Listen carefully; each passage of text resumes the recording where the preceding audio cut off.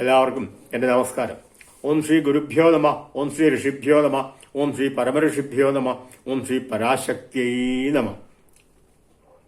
ഋഗ്വേദത്തിലെ 1-ാം അധ്യായത്തിൽ വർഗം 28-29 വിശ്വദേവന്മാരെ കുറിച്ചാണ് പറയുന്നത്. മന്ത്രം 1. ഇന്ദ്രസോമം പിബ ഋതു നാത്വാ വിശ്വന്തിന്ദവ മത്സരാസസ്തസോഗസ.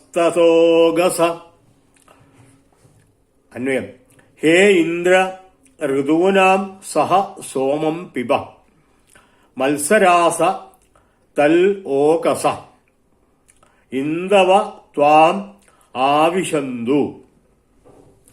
ഋതൂന, ഋതുവിൽ, ഇവിടെ പ്രത്യേകമായിട്ട് വസന്ത ഋതുവിൽ, സോമം, സോമരസം, പിബ, പാനം ചെയ്യുക, മത്സര, ആ പാനം ചെയ്യുന്നത് തൃപ്തികരമായിട്ട് തന്നെ പാനം ചെയ്യുക, തൽ ഓകസ, അങ്ങയുടെ ഉദരത്തിൽ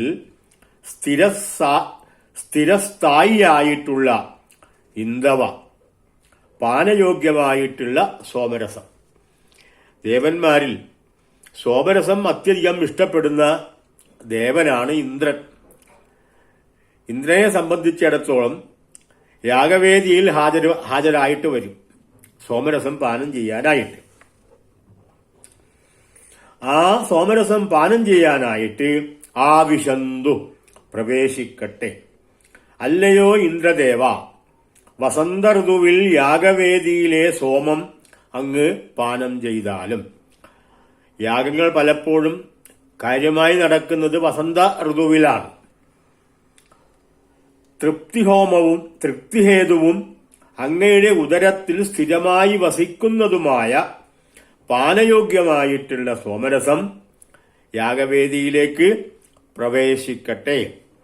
ഋത്വിക്കുകൾ സോമവല്ലി ഇടിച്ച് പിഴിഞ്ഞ് സംസ്കരിച്ചിട്ട്, മധുരപദാർത്ഥങ്ങളൊക്കെ ചേർത്ത് സംസ്കരിച്ചിട്ട് അത് ദേവന്മാർക്ക് പാനം ചെയ്യാനായിട്ട് യാഗവേദിയിൽ പ്രധാനമായ സ്ഥാനത്ത് പ്രതിഷ്ഠിക്കുന്നു.